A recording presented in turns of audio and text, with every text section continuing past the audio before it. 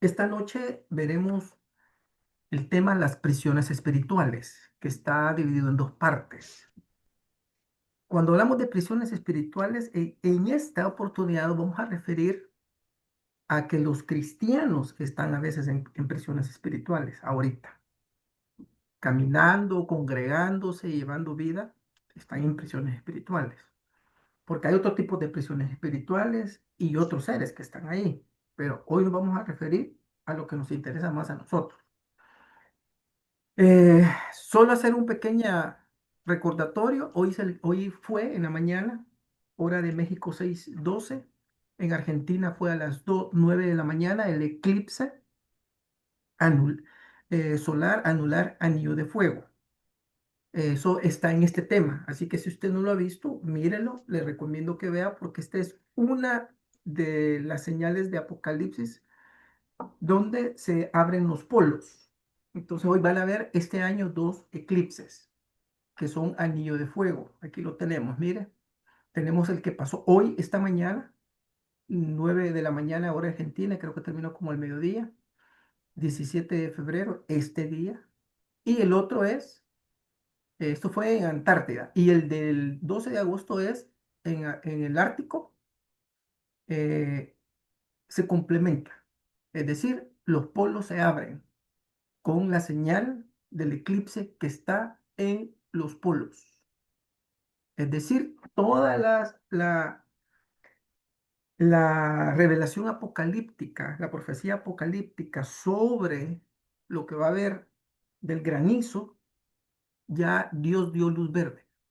¿Va a pasar esto inmediatamente? No, pero ya está abierto para que los que están en esas prisiones, que son huestes de maldad y todo eso, empiecen a moverse y ellos en su momento van a estar en la gran tribulación que tenemos a la puerta, pues empezar ya los 7 años de tribulación.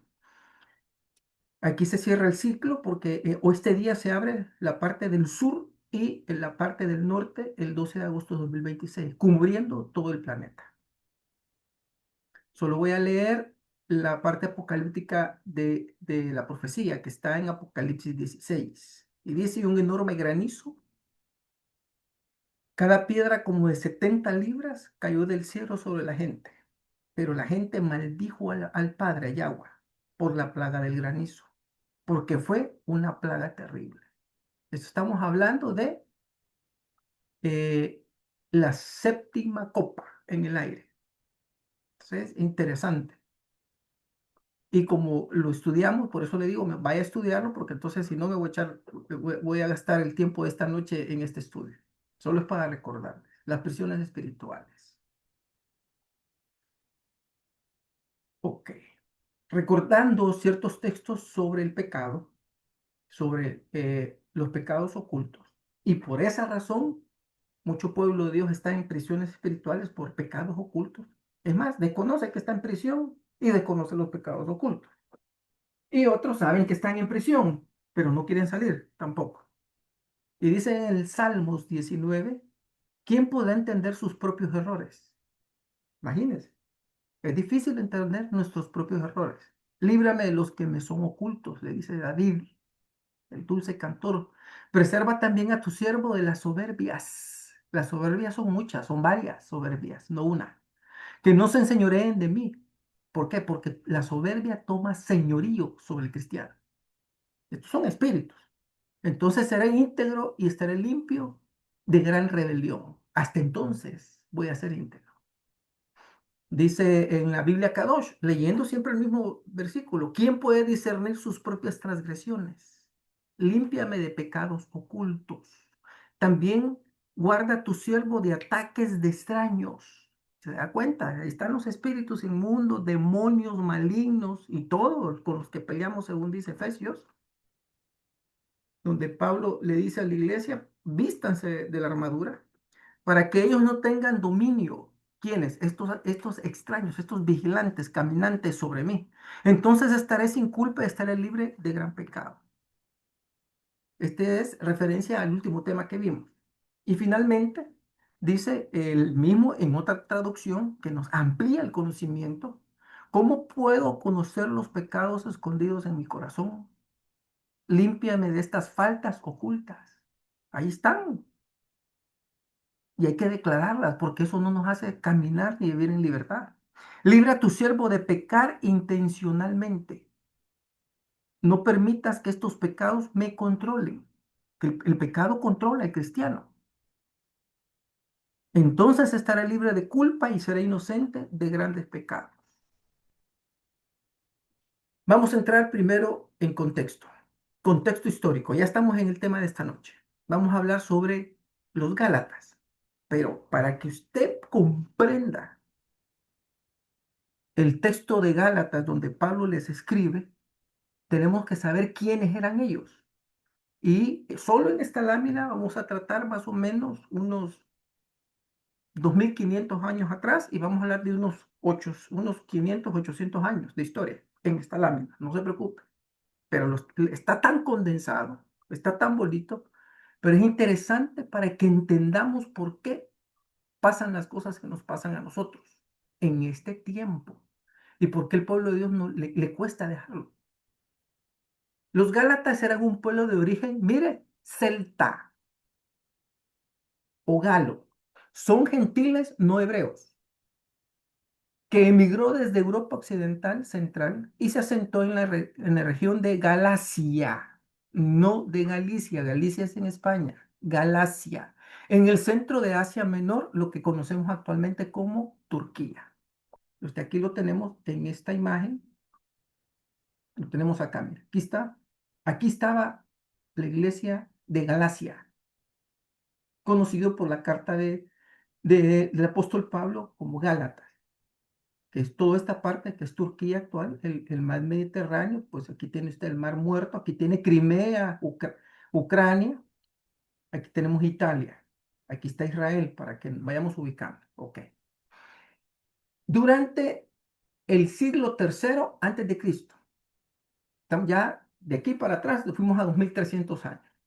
Cuando Pablo les está escribiendo a estos que en esa época llegaron.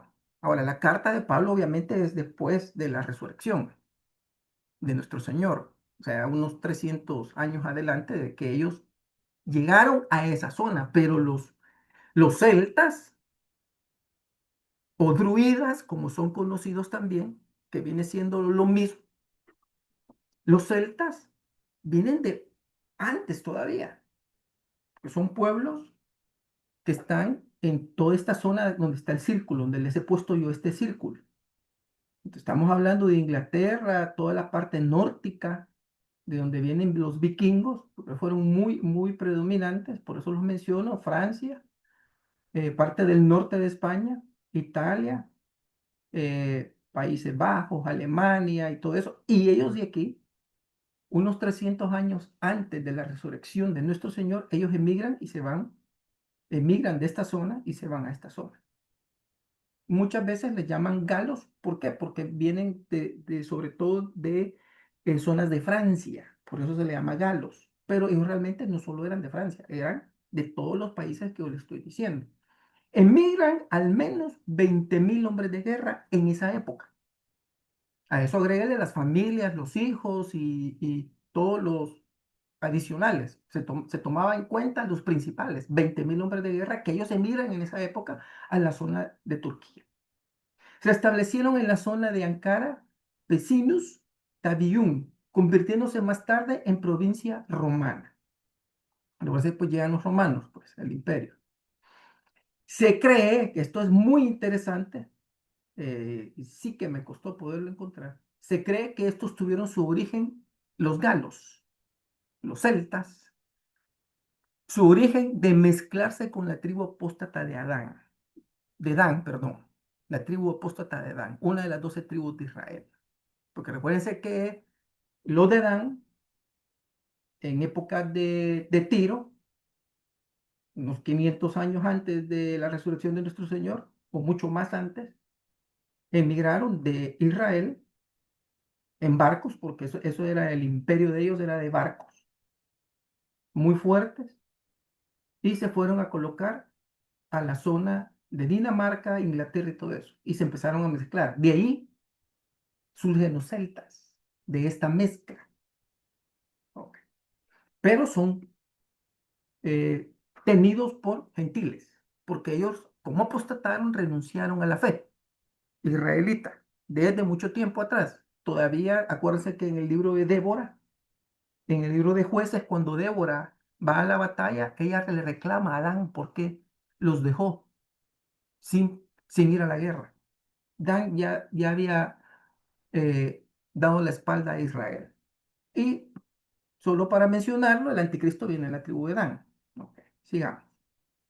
Los celtas fueron un conjunto de pueblos indoeuropeos de la Edad de Hierro que compartían lenguas, tradiciones y culturas similares, originarios de Europa Central alrededor del siglo octavo, 800 años antes de Cristo, de la resurrección, se extendieron por Europa Occidental, incluyendo la Galia, las Islas Británicas, la península ibérica y Asia Menor, destacando como expertos guerreros, artesanos del hierro y por su organización tribal politeísta dirigida por los druidas. Los druidas, ya vamos a ver quiénes son para que nos vayamos informando, era la clase intelectual de los celtas, sacerdotal, y recuérdense que ahí sí son sacerdotes porque ellos sí sacrificaban cerdos en sus ritos, y judicial de las antiguas sociedades celtas, Galia, Bretaña, Irlanda del Norte, norte de España. Durante la Edad de Hierro, actuaban como sabios, jueces, médicos, consejeros y eran venerados, o sea, los adoraban. Eso se llama veneración, es adorar. Por su conocimiento en la astronomía, magia y tradiciones orales. Estos, estos son mantras, estas tradiciones orales, porque también eran cantadas. Los druidas desaparecieron con la romanización y el cristianismo. No es que hayan desaparecido como raza, es que cambiaron de nombre y cambiaron los nombres de sus dioses por los dioses que ahora nosotros conocemos de las distintas religiones. Este es el marco histórico a cual el apóstol Pablo les está escribiendo, para que entendamos toda la historia de las sociedades de donde ellos vienen durante miles de años. Entonces él escribe y la carta. Algo que ellos no heredan, los celtas, igual que los druidas y todo eso, es lo que usted conoce, la fiesta de Halloween, que se celebra el 31 de octubre a nivel mundial. Que es ¿qué? Brujería y todo lo que conlleva la magia. Ellos inventan ponerle el nombre de magia blanca. Ellos practicaban magia negra y la magia blanca. Es una forma para encubrir por aquel que tenga un poquito de recato y diga, no, no, yo hago magia blanca. Pero es el mismo, es el mismo demonio, nada más que vestido de blanco. Otra de las fiestas que ellos heredan, que ellos traen, es el culto a los muertos. Ellos la celebraban el 1 de noviembre, que hoy nuestros países iberoamericanos lo celebran el 2 de noviembre. Esa fiesta, si se da cuenta, va seguida, la de Halloween, 31, 1 y 2. Y eso de ahí viene también. Toda la influencia que ellos están trayendo, desde miles de años, estamos hablando de más de 3.000 años, que obviamente viene desde los sumerios, de todavía 4.000 años, Torre de Babel. Y los druidas desaparecieron por la romanización y el cristianismo. Ok. Ah, otra de las fiestas que ellos heredan es la fiesta de Navidad. Y ellos son los que traen, estos son los que traen el árbol de Navidad. Es cierto que también los egipcios lo hicieron y otros, pero ellos hicieron lo que ahora nosotros tenemos más referencia del árbol de Navidad. Por eso todas estas fiestas que son paganas, que son veneraciones, por eso a Dios detesta el árbol de Navidad y les dice, y no hagan culto al árbol sagrado. Ya lo hemos enseñado. Este es el contexto de lo que estamos viendo, que no difiere de nada en la actualidad, porque los cristianos celebran Halloween, Hay iglesias que lo celebran incluso dentro del templo. Los cristianos van a enflorar, celebran culto a muertos, que no tiene nada que ver con el cristianismo y celebran la Navidad y ponen sus árboles y todo. Cosas que son abominación a Dios. Ok, sigamos. Para que entendamos por qué Pablo le escribe de tal forma, de una forma tan fuerte a la iglesia. Gálatas 3, Biblia Kadosh. La carta está escrita a la iglesia cristiana de la zona de Galacia. Ya explicamos quiénes son los Gálatas en qué 10, 8 minutos, cientos, hasta miles de años. Ok. ¿Qué Gálatas tan estúpidos? Así comienza Pablo. ¿Quién los ha hechizado? Delante de sus propios ojos fue claramente demostrado que el Mesías, Mashiach, fue entregado a muerte como un criminal. Yo quiero saber, solo por esta única razón, ¿recibieron ustedes el Raja Kodesh, el Espíritu Santo, por medio de la observación legalista de los mandamientos de la Torá? ¿O por confiar y ser fieles a lo que oyeron, es decir, por la fe? Son tan estúpidos, les dicen, habiendo empezado con el poder del Espíritu Santo, del Raja Kodesh, creen que pueden llegar a la meta por su propio poder. Han sufrido tanto por nada, para nada. Si de esa forma es como piensa, su sufrimiento en realidad se hubiera sido en vano. Que hay de Yahweh que los suple con el Ruaj y hace milagros entre ustedes. Lo hace él por causa de la observancia legalista de los mandamientos de la Torá o porque confiaron en lo que oyeron y son fieles a ello. Mire cómo comienza la carta. Versículo 1 y se lo repite dos veces. Hoy estudiemos el verso 1 porque vamos a desmenuzar para que entendamos lo que está pasando. La carta está escrita a la iglesia cristiana de la zona de Galicia. Este no es para gente perdida, es para gente convertida, salva. Recuerde que esta iglesia es una gente que viene del paganismo, pero el paganismo puro y de donde nos están heredando las fiestas, que la iglesia actual estúpidamente las ha aceptado. Y lo digo porque Pablo lo está diciendo. Si no lo hubiera estado en la Biblia, yo no lo dijera así. ¿Algún reclamo? Ah, pues hágaselo al autor. El autor es Dios. Ahí puede reclamar usted lo que quiera. Le dice, ¿qué Gálatas tan estúpidos? Primero, estúpidos. Dos, ¿quién los ha hechizado? El dos es quién, no es porque él no sepa quién. Se los está preguntando a ellos para que entiendan quién los ha engañado. ¿Y cómo los engañó? Con hechizos.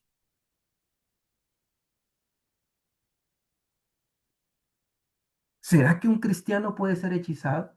Pues sí, sí puede ser hechizado. Y aquí no lo está diciendo Pablo, pues, ¿quién los ha hechizado a ustedes para llegar a comportarse como estúpidos? Delante de sus propios ojos fue claramente demostrado el Mesías. Ustedes han conocido a Cristo y vieron de qué manera murió. Entonces aquí hay tres cosas bien interesantes que tenemos que descubrir. El comportamiento, porque la estupidez es una enfermedad en psicología, en psiquiatría.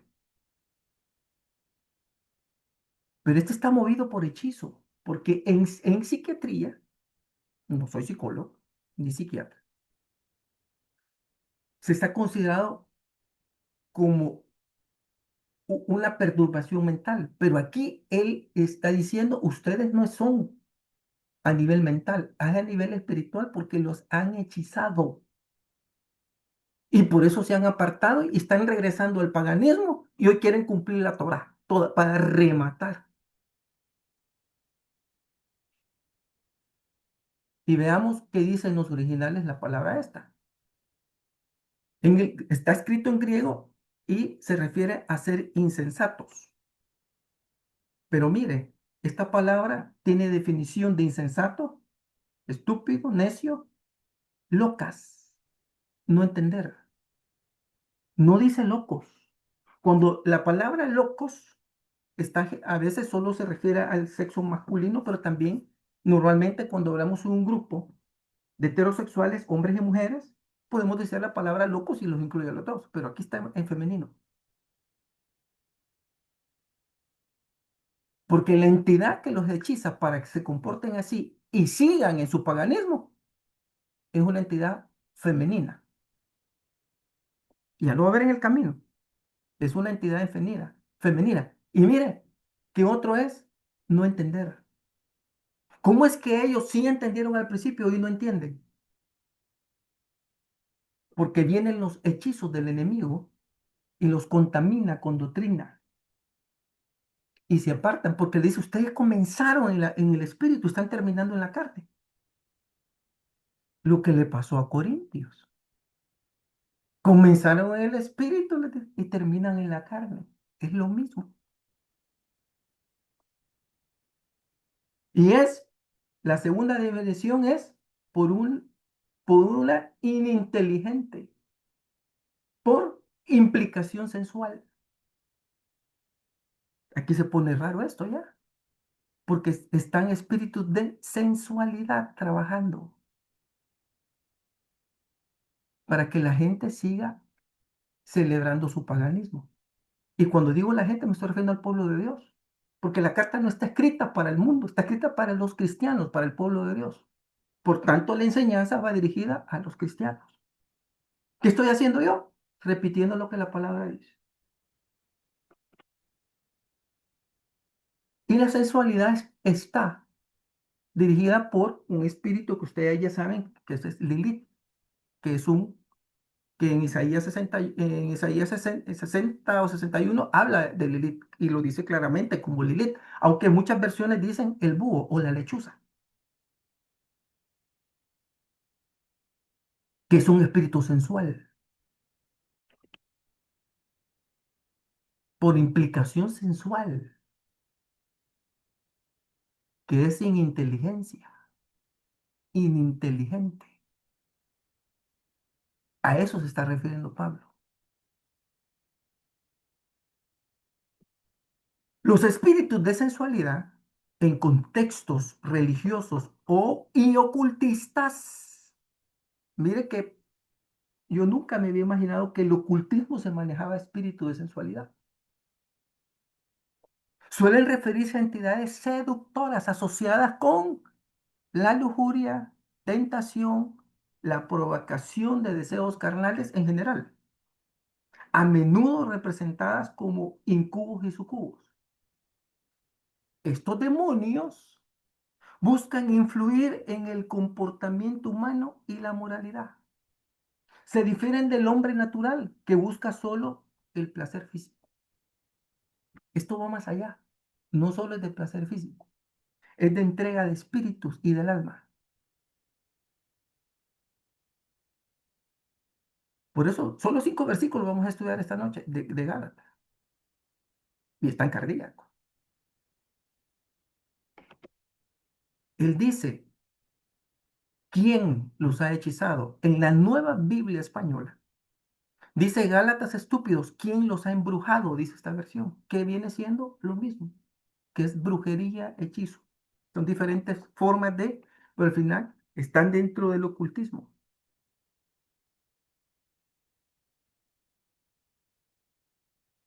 ¿Se puede embrujar una congregación? Sí, aquí está tratando él con ellos. Y no le dice, hay un hermano que está estorbado. No, a todos se los está escribiendo a la iglesia, porque este se fue un mal general que no ha cambiado la historia. La palabra fascinar en realidad proviene de las palabras latinas y francesas que significan brujería. Y nosotros a veces tenemos esa palabra. Por eso algunas versiones dicen quién os fascinó. Si no me equivoco, la Reina Valera dice Gálatas insensatos. Recuérdense que la Reina Valera tiene buena traducción. Lo que pasa es que ella fue escrita en tiempo romántico, en el cual no se le podía decir fuerte. Entonces le puso él insensato. Pero es correcto, no está mal. Pero la traducción de la Kadosh, que es la más directa, mire cómo se lo dice. Y en vez de decir brujería, hechizo, dice los fascinó. Pero eso es al final viene de una palabra francesa que significa brujería. Entonces los españoles de la Reina Valera lo, lo maquillaron, pero al final es la misma. Porque usted tiene a la Reina Valera que normalmente es la que más lee el pueblo de Dios. La palabra fascinar proviene del latín que significa hechizar, embrujar o maldecir. ¿Quién los maldijo? Gálatas les dijo. Ah, es que el pueblo de Dios no puede ser maldecido. Aquí lo está diciendo Pablo. ¿Quién los maldijo a ustedes? ¿Quién los hechizó? ¿Quién los embrujó? Y miren, con la mirada, mal de ojo. Porque eso es cierto, el mal de ojo existe en las tinieblas. Por eso la gente se pone el ojo de venado y el que también es un amuleto que no le agrada a Dios. O se ponen la bandita roja, que es igual o es otro amuleto. Este verbo deriva de fascinium, un término utilizado para escribir un amuleto con forma de falo que los romanos usaban. Hoy se pone un ojo de venado, pero originalmente era un amuleto con forma de falo, con pene erecto, pues, para ser más directo, si no que quede la duda, ¿será que se refería a esto? Sí, a eso, que también Ezequiel lo habla, conocido mundialmente como el obelisco, es lo mismo. Como protección contra la envidia y los hechizos, asociado también al dios Facinus. Ah, mire, fascinar representa un dios. Entonces Pablo les dice a ustedes, este dios Facinus los ha hechizado. Pablo sabe que, si Pablo no está escribiendo, recuerde que primero está inspirado por el Espíritu Santo.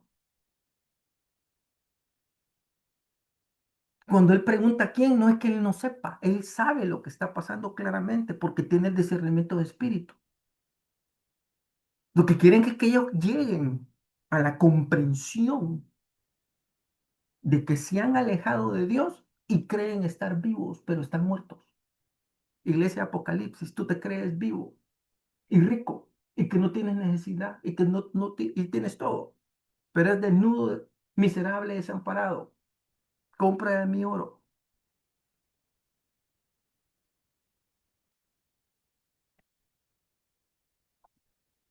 Dice, son tan estúpidos, verso 3 no estoy repitiendo textos, versículos, son tan estúpidos, dice, o sea, todavía lo enfatiza. No solo son tan, habiendo empezado por el poder del Espíritu Santo, creen que pueden llegar a la meta por su propio poder, es decir, por sus propias obras. Porque la iglesia de la competencia les ha enseñado siempre, como antes, que la gente se salvaba por obras. Y los guerreros se salvaban por ir a la guerra. Y eso no difiere de muchas doctrinas actualmente. Verso 4. Han sufrido tanto por nada. Es decir, esta iglesia había recibido parte de la persecución cuando la iglesia del principio habían sufrido vituperios por el nombre de Cristo. Pero cuando ya Pablo les escribe, ya se habían apartado. No les duró mucho. El Pentecostés de ellos no les duró mucho. Volvieron al paganismo. Vuelven a ver las cebollas. Les gusta pegar ladrillos. A tanto cristiano que le he tenido que decir, es que a vos te encanta pegar ladrillos. Y siguen pagando ladrillos. Es que les gusta ser esclavos. Han sufrido tanto por nada, les dice. O sea, todo este sufrimiento, todo lo que hay, hoy lo tiran a la basura por nada. Si de esa forma es como piensan, su sufrimiento en realidad ha sido en vano. De nada sirvió haber sufrido, pues. Por eso en Corintios él escribe lo siguiente.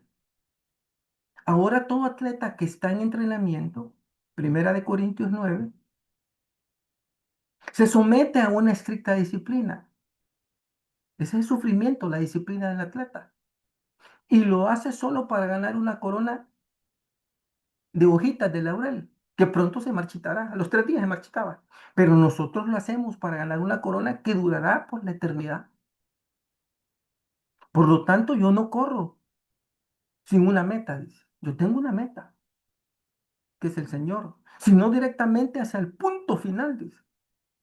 No golpeo al aire como un adversario imaginario, sino que trato de que todos los golpes den en el blanco.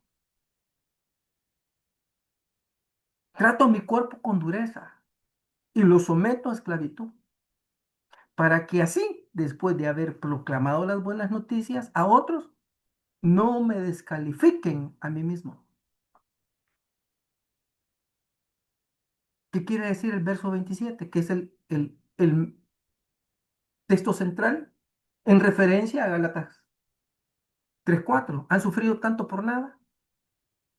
Dice, como atleta he sufrido. Está haciendo una alegoría y los atletas sufren mucho. La vida de atleta no es fácil. Tiene mucho que renunciar. Y dice, así me he comportado yo como un verdadero atleta. He tratado con dureza este cuerpo,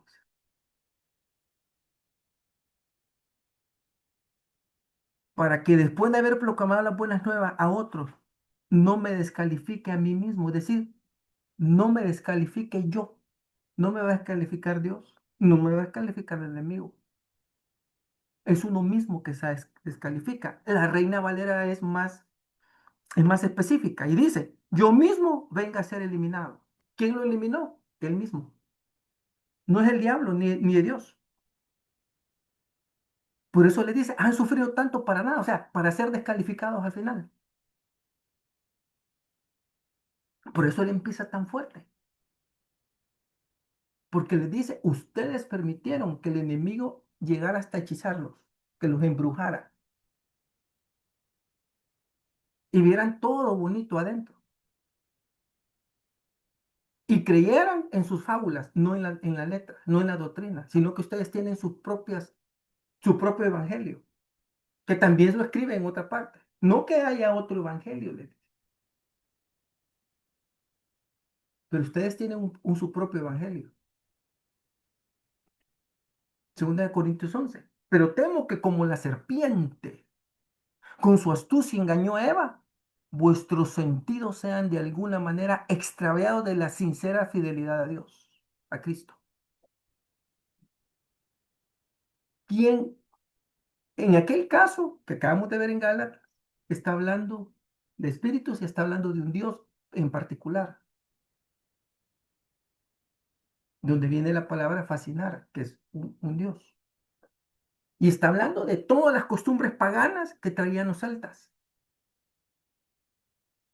celebrando el Halloween y todas las fiestas. Pero, pero ahora aquí a Corintios le está hablando que él teme que así como la serpiente con su astucia engañó a Eva, a ustedes, hermanos de Corintios, vuestros sentidos sean de alguna manera extraviados, los sentidos, la mente, de la sincera fidelidad a Cristo. Porque está pasando otro caso igual.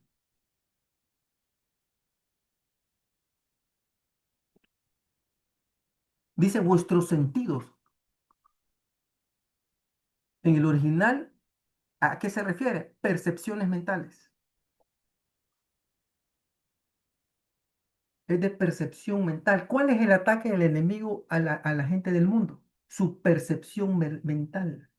Yo me percibo como elefante, yo me percibo como mujer, yo me percibo como perro. Son percepciones mentales, pero son a través de hechizos. Pero ¿a quién le está escribiendo Pablo aquí? A los hermanos de la iglesia de Corinto, allá a los de Galicia, de Gálatas. ¿Y qué está hablando? De las percepciones mentales. Porque muchos cristianos dicen, es que yo creo, dice, que esto debería ser así. Es que no es lo que, yo siempre lo he repetido, no es lo que yo creo, es lo que dice la palabra.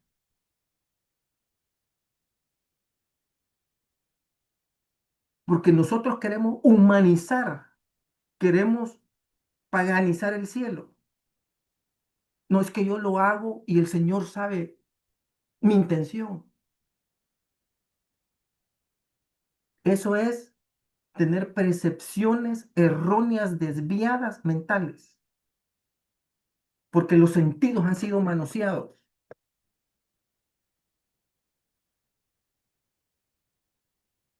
¿Cuál fue la percepción de Eva? Vamos a ser como Dios, por lo que este me está diciendo. No por... Habían escuchado de la voz del Señor, no coman del árbol. Pero vino una serpiente y le dijo, no, le dijo, esta cuestión de percepción, le dijo. Es como vos te quieras ver. El universo sos tú. Puedes ser como Dios. Y Adán, ¿acaso no le entregaron el huerto a él y el árbol también a él se lo entregaron? Sí que la Eva vino después, pero quien le entregaron la administración fue a Adán. Pero también se creó la mentira, el hechizo, la astucia de la serpiente. Ah, vamos a hacer como Dios dijo.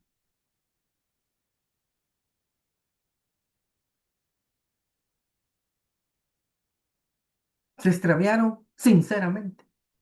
Y miren cómo estamos nosotros. Porque sinceramente y con honestidad lo hicieron. Y así sigue el pueblo de Dios. No, es que yo lo hago con honestidad. Yo no lo hago por eso. Sabiendo que es abominación, no, pero yo lo hago sinceramente. Sinceramente se va a perder. Vuestros sentidos sean de alguna manera extraviados y de la sincera fidelidad de Dios. Leyendo la Biblia latinoamericana, dice, y mi temor es que la serpiente que sedujo a Eva con astucia, espíritu de seducción, ¿de qué venimos a de hablar en el texto anterior? Sensualidad, de sensualidad. Lo sedujo a Eva con astucia. Podría también pervertirles la mente a ustedes. Hay perversión de mente. Para que dejen de ser sinceros con Cristo y ya seamos hipócritas como el Señor.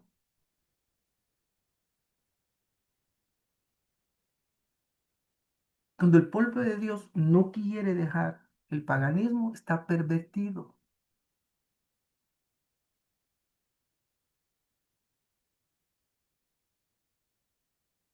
Y hoy pueden entender por qué muchas veces la iglesia del Señor está paganizada y ama el paganismo.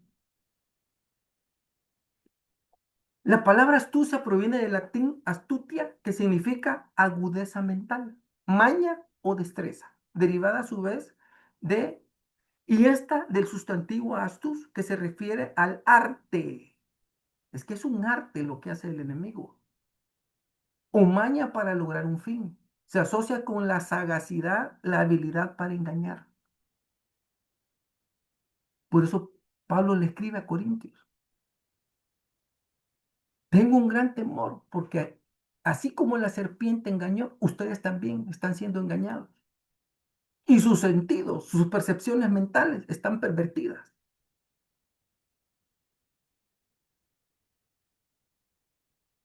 Y a los Gálatas los dice, dejen el paganismo. La Biblia Serafín dice, pero temo que como la serpiente engañó a Eva con su astucia, también vuestros pensamientos se corrompan, apartándose de la sencillez, es decir, de la pureza que debéis a Cristo. La misma palabra del griego, pensamientos se corrompan, percepciones mentales.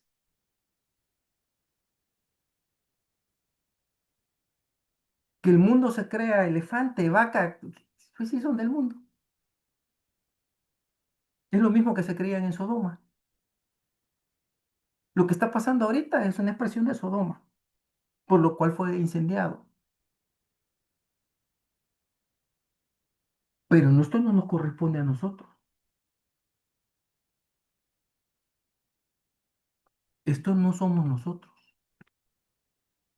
Tipos de prisiones. Solo vamos a ver un poquito, porque en la segunda parte continuamos. En la Reina Valera, en el capítulo 61 dice, hablando del espíritu del Mesías, el espíritu de Yahweh, nuestro Señor, está sobre mí, dice. Porque me ungió Yahweh, mi Padre Celestial, me ha enviado a predicar buenas nuevas a los abatidos, a vendar a los quebrantados de corazón, a publicar libertad a los cautivos y a los presos apertura de la cárcel. Ah, hermano, pero esto es un texto para la gente que todavía no ha aceptado al Señor. ¿Quiénes son los cautivos? Son los prisioneros de guerra, los que no han aceptado al Señor, que están en el mundo todavía. Ellos no son guerreros, guerrean los hijos de Dios contra los hijos de las tinieblas, que son espirituales, porque nuestra lucha no es con carne y sangre. Los cautivos son los guerreros. No se refiere a los gentiles, a los mundanos, a los que no han conocido la verdad. Cuando dice, he venido a libertar a los hijos, a la casa, a los que son míos, porque siguen impresiones, porque en la guerra fueron agarrados como prisioneros. Y los presos, apertura a la cárcel. ¿Qué significa la cárcel según la Biblia? En hebreo el vocablo cárcel significa cadena, son cadenas, están atados, ligaduras. En Hechos 8 dice, arrepiéntete pues de esta tu maldad. Ruega a Dios, si quizá te perdona, si quizá te sea perdonado el pensamiento de tu corazón. Miren, Pedro lo pone en duda. Quizá te sea perdonado el pensamiento de tu corazón. Porque en hiel de amargura y en prisión de maldad veo que estás.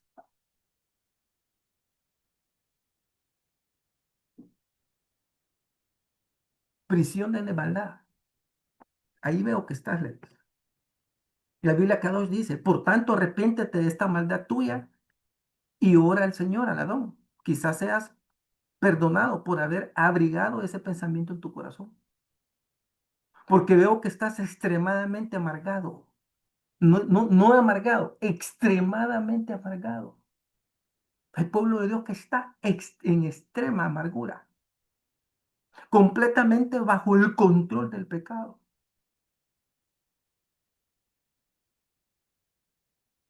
Es un control completo. Mire los adjetivos que está ocupando. No le dice solo estás bajo el pecado. No, estás completamente. La bota del pecado está sobre tu cabeza.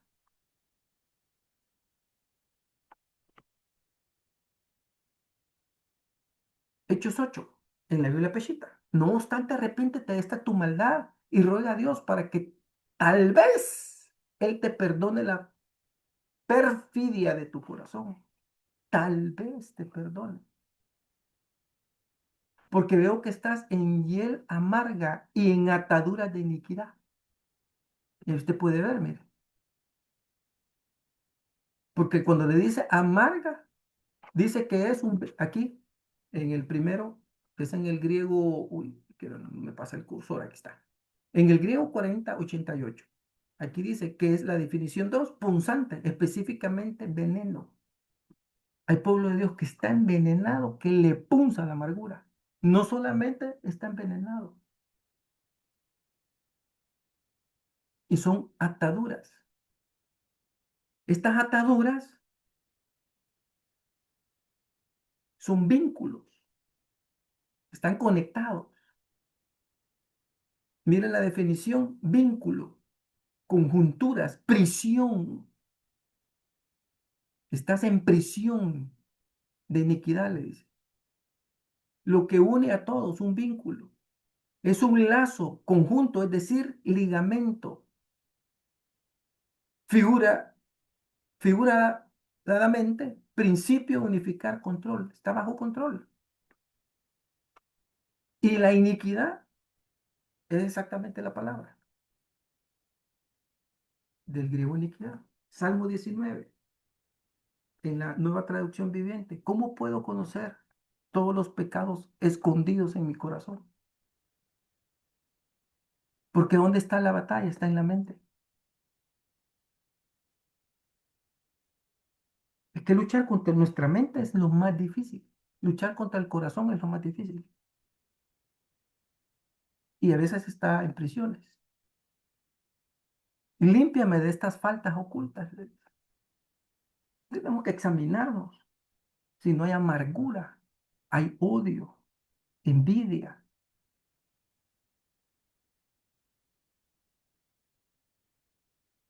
Entonces estaré libre de culpa y seré inocente de grandes pecados. Son muchos los pecados, no de un pecadito.